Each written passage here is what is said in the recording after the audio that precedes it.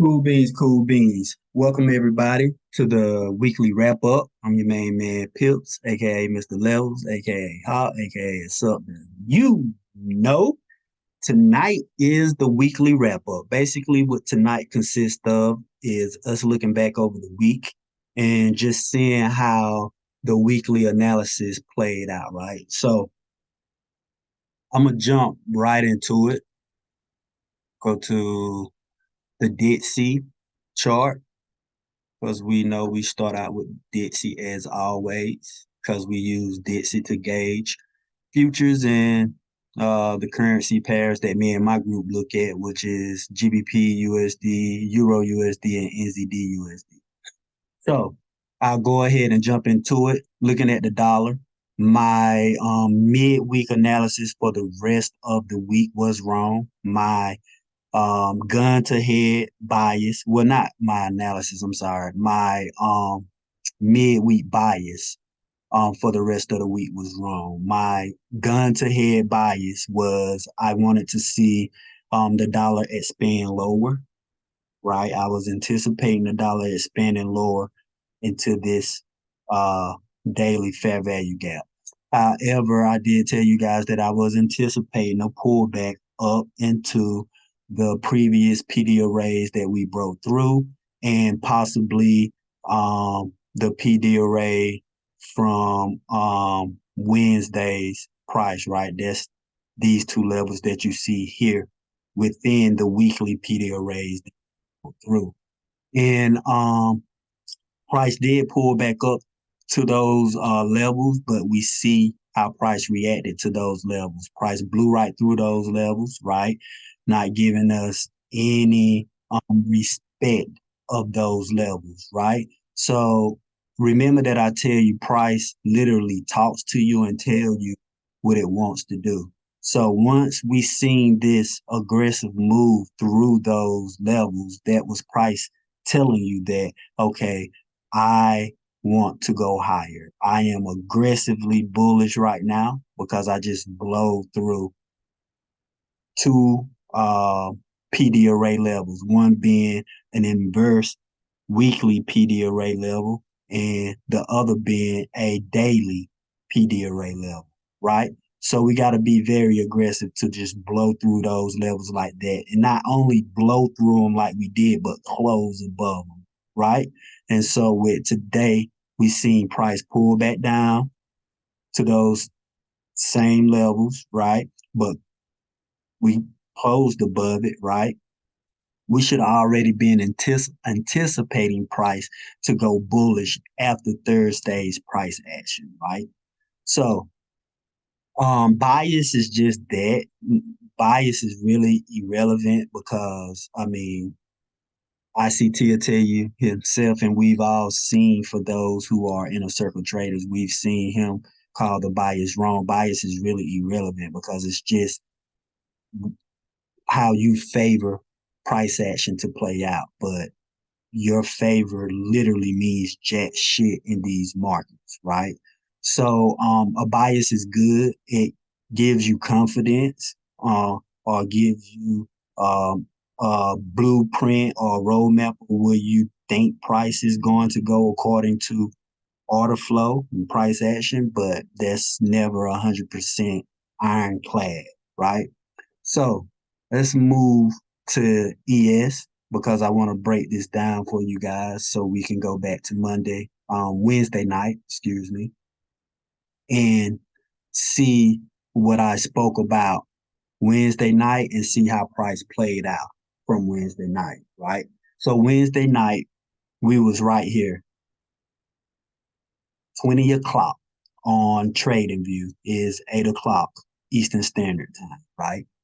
And I told you guys that I was paying attention to two levels, right? Those levels was this weekly consequent encroachment and this 4 hour consequent encroachment. You can go back and look at the midweek analysis recording on the YouTube or in the Discord channel. And I told you guys that I was looking for one or two things, right?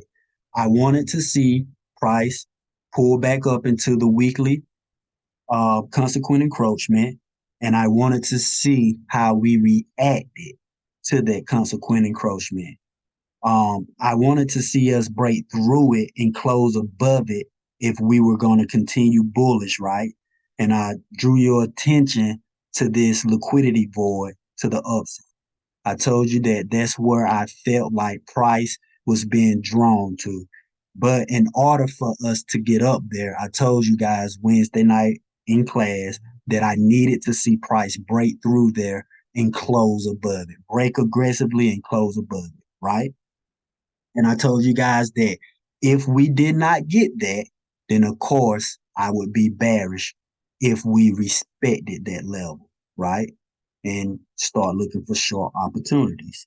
And then I told you guys that if price broke below the 4 hour consequent encroachment, which is this red line right here, right? I would need to see us break through there aggressively, right, and close below it.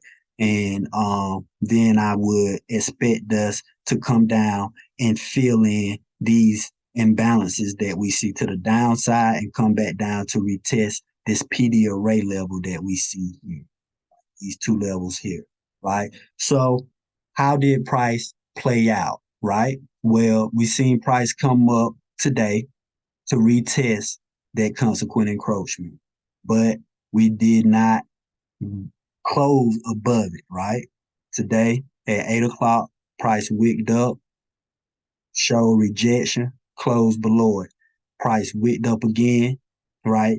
At New York opening at 9 and still didn't close above it, right? That's price action talking to you.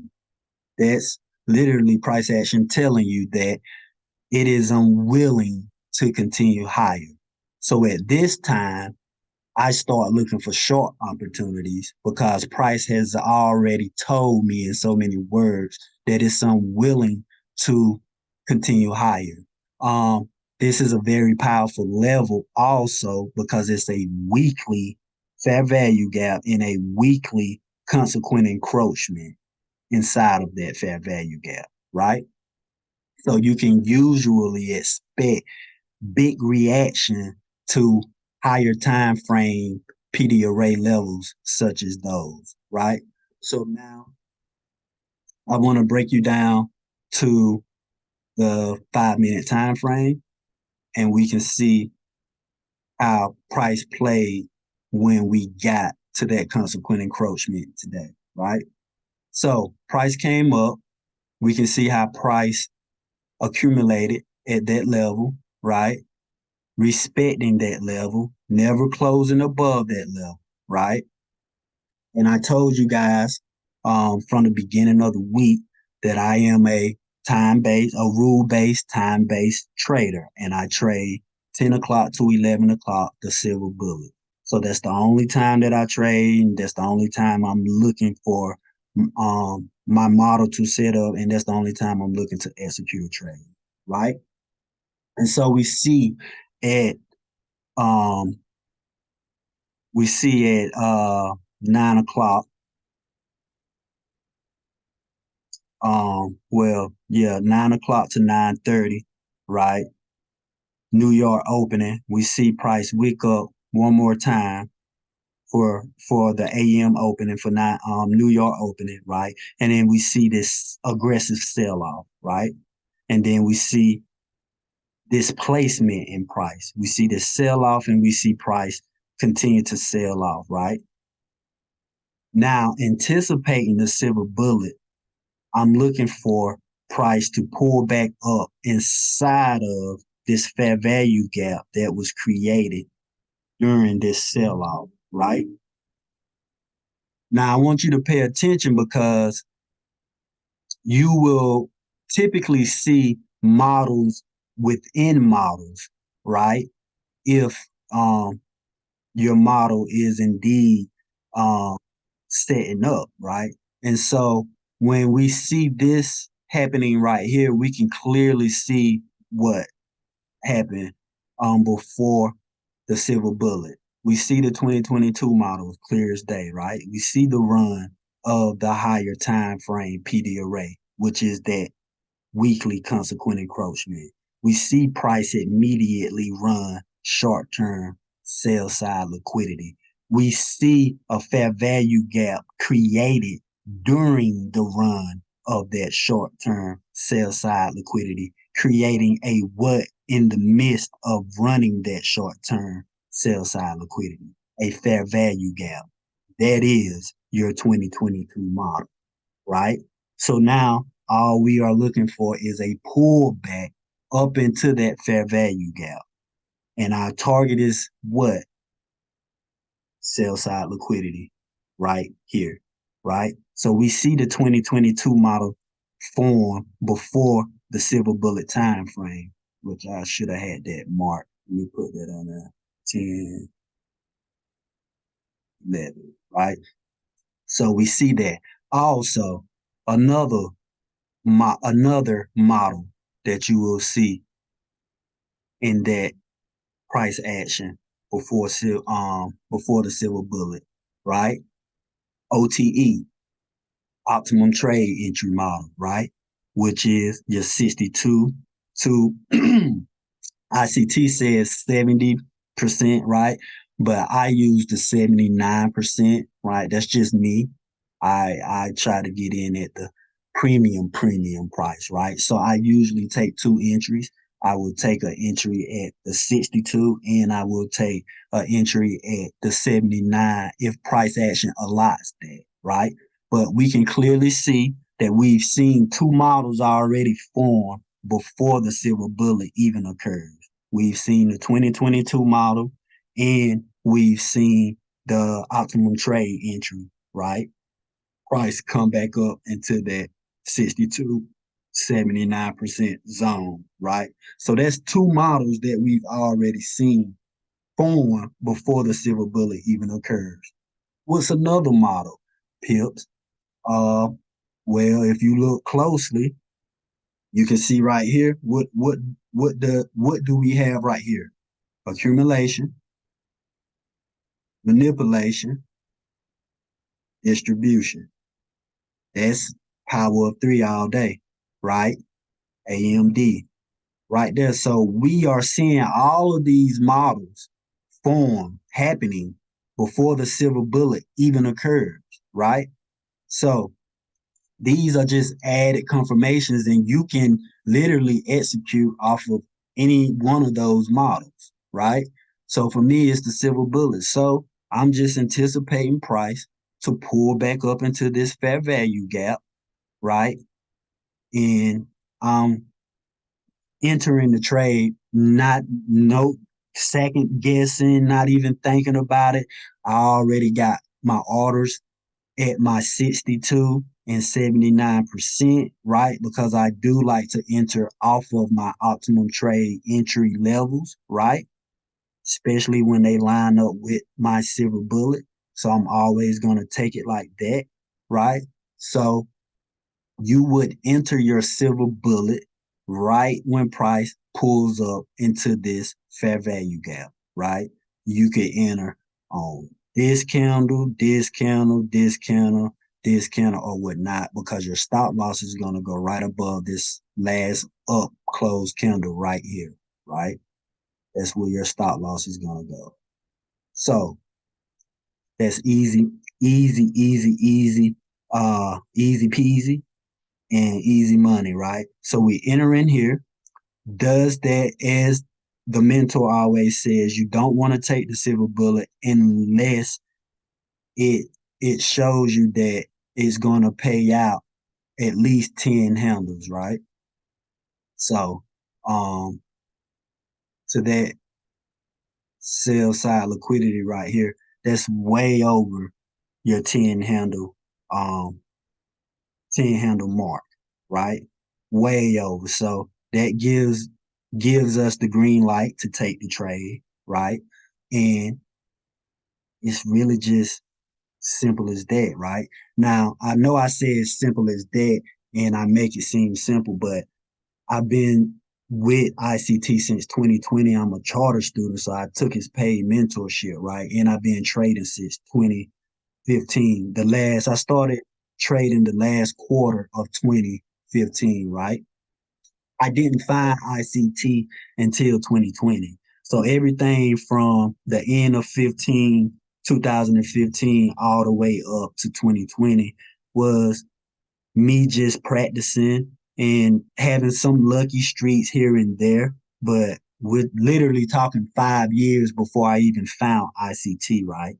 Now, the ICT paid mentorship is for a year, right? So I didn't come out of that until 2021, right? And I've been profitable since, consistently profitable since 2021, right? So you're talking about a time frame of what, 7, 8 years. So that's why I can just breeze through these demonstrations like I can and make it seem easy. But I know when you're in the heat of the moment, in the heat of battle, it doesn't appear to you like it appeared to me. You can't see it as easy as I see it. But I will say this: recognition, as ICT said, this is an ICT quote. Recognition comes with repetition, right? And so the more and more and more you practice this, the more and more reps you put in, the more recognizable these setups will become. So, and if you wanted to pyramid this morning, right? As long as you pyramid within that 10 to 11 o'clock time frame, that is totally cool. So once we see that pullback here, that would be your first entry number one, right? And we see the displacement in price here, price runs lower. So we will simply wait for that pullback up into this imbalance, this CB, sell side imbalance, buy side inefficiency. And we would pyramid add another trade here, and we would close both of them out once we ran that previous sell side liquidity of our target. So that's the play. And that's how you can see models forming within models, right? Or before your silver bullet gives you your entry. So we literally seen three models form before the silver bullet. We seen the accumulation, manipulation, distribution of the power of three. We seen the 2022 model, and we seen the OTE entry, right? So, and then we got our silver bullet. So you literally had four models that you could have traded this morning, right? So really quick, I want to jump to some questions that some people asked in the Discord, because I had sent out a text in the Discord asking, what do you struggle with the most with trading, right? So I'm just going to answer three questions here on the call, and then I answer the rest in the Discord. But the first one was from I Am Boss Lady, and she said discipline. And so to help with discipline, I'll just refer back to the quote that I just said. Um with recognition comes with repetition, right? And that's the same for discipline, right?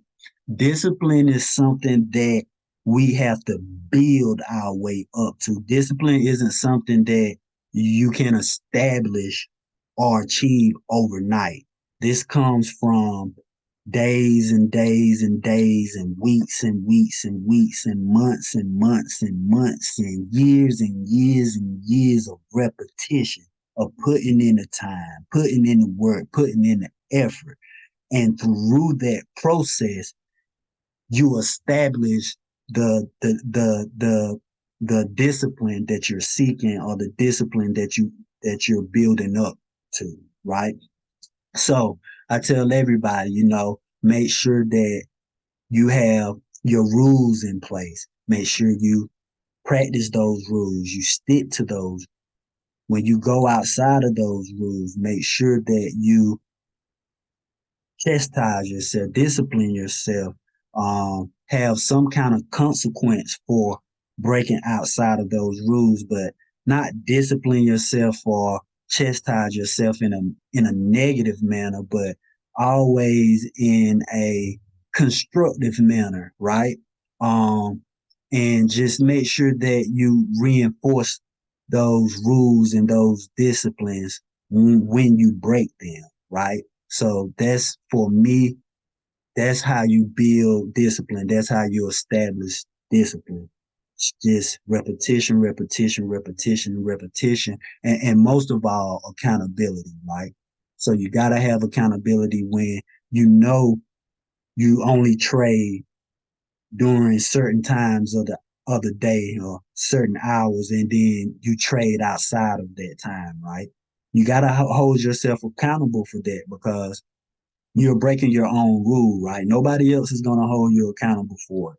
Nobody else is going to put the fire to your ass and say, hey, man, you know, you shouldn't have did that. You know, you got to do that for yourself. So accountability, repetition, repetition, repetition. Um, so the second question was from JBFX Trades. Says pulling the trigger on my trade I did, and also trading when my model isn't shown in the chart, right? So, um, with struggling with that's solely discipline, right? Like I said, I only trade from 10 to 11, right? Don't get me wrong. I'm not perfect. I'm still human. I still sometimes trade outside of my time periods, right? And sometimes I'll win, but I don't really consider that a win because I'm going against my own rules, right? Sometimes I win, right? But um a lot of times I lose whenever I break my rules, right? And that's expected. That's well deserved, right? And so you have to hold yourself accountable for those times that you break your rules, and you just have to build that discipline to where you're not trading outside of your rules no matter what, right? If you don't see your model setting up, don't try to force a model. If you know your time, your model doesn't set up within your time range, then simply don't take the model. Find something to do, read a book, go outside, touch some grass, go, you know, interact with the family or friends or whatever. Just step away from the charts, right? I found that a lot of times when I'm breaking my rules, I just really need to just step away from the chart, right? But taking your trades and trying to force trades when you don't see your model setting up, that's solely a discipline thing. So I would just say set some rules out for yourself and hold yourself accountable to those rules, and just practice those reps or whatever your rules are, right? And other than that, step away from the charts and just go live life, brother. The third person was Matt Smiggs. He says discipline, trying to stop overtrading in or stop forcing bad trades. I did good in August, and today just took one A plus trade. That's dope. I love to hear that. So again, discipline, discipline, discipline. What I've learned with trading in my 7, 8 years of trading is, we've heard ICT say this before, trading is 10% technical and 90% psychological, right?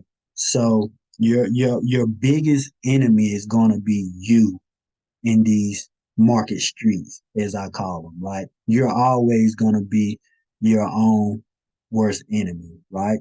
So you have to find a way, you have to find some kind of program or some kind of process that combats that, right? That helps you overcome that weakness or that urge to overtrade, right? So that's why I tell everybody, for me personally, what I've found in my trading journey is that having a trading plan and risk management are the most important things above all. I mean, when I say above all, I mean above all. Because one thing I know about life and anything that we do in life, you have to have a plan. You have to have a roadmap. You're not going to jump on a road going to a foreign place, a foreign destination without putting on your GPS or having a map, right? That would just be ludicrous. That would be insane, right? It's the same thing for not having a trading plan with trading. You wouldn't go and try to fly a plane without first learning how to fly, right? You have to learn how to fly, guys. You have to learn how to trade first, how to properly read price action, how to see these models setting up, knowing what times of the market has the most volume in it and gives you the most volatility out of the market. All of these things you need to learn and practice first, right? And then you need to have your plan. Why are you trading? Like, what are your goals, right? What are your daily goals? What are your weekly goals? Your monthly goals, your quarterly goals, your annual goals. You need to know all of these things, right? So you'll know where you're going. So you'll have your GPS. So you'll have your roadmap to know where you're going. Because if you don't know where you're going, you're never going to reach your destination, right? So I tell everybody, write out a solid trading plan, your goals, your why. Well, how much are you going to start out with? What's going to be your risk management, right? How are you going to exit the market? When are you entering the market? What time of days are you trading? A lot of people struggle with these things, right? Because they haven't written them down. They have nothing to refer to. And when you write down your trading plan, that doesn't mean just write it down and say, okay, yeah, I got my trading plan now. I wrote it down, but you never refer back to it.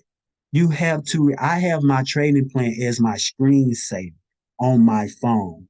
Every time I look at my phone, I literally see my trading plan. I'm constantly reminded of it. I have it on my whiteboard in my house. I I'm constantly reminded of it. You have to refer back to that trading plan every day until your trading plan becomes second nature to you, till you know your trading plan like the back of your hand, till you're reciting your trading plan in your mind throughout the day, right? Because I'm telling you guys, if you don't have a trading plan, you will never be a successful professional day trader. It's not happening. It's simply not happening, right? So having a trading plan and risk management, um, not over trading. A lot of times, what I've found is that we overtrade because we've either over leveraged and we've either over leveraged and lost too much money, and now we're trying to get it back, right? Which causes us to overtrade, right? Um, we're being greedy, right? Trying to get too much money out of the markets, right? Which causes us to overtrade. And so these things we just need to put in check, put in perspective, right? And exercise discipline, right? And with having a trading plan, using proper risk management and exercising discipline, I think that you will be able to conquer those issues and those problems that you're struggling with. So I hope that this was informative. I hope that you guys gained some value from this, that I was able to empower you in some kind of way. If you like tonight's class, when I post it on YouTube, please like and share and subscribe. It helps out a lot. So, with that being said, if you have any questions, you can drop them in the Discord or in the chat, in the comment areas, on the YouTube channel. So, as always, I appreciate you guys tuning in tonight, coming out, getting this knowledge and empowering yourselves. Let your family and friends know you love them while they're still here, please. And as always, Peace and love, everybody. You know.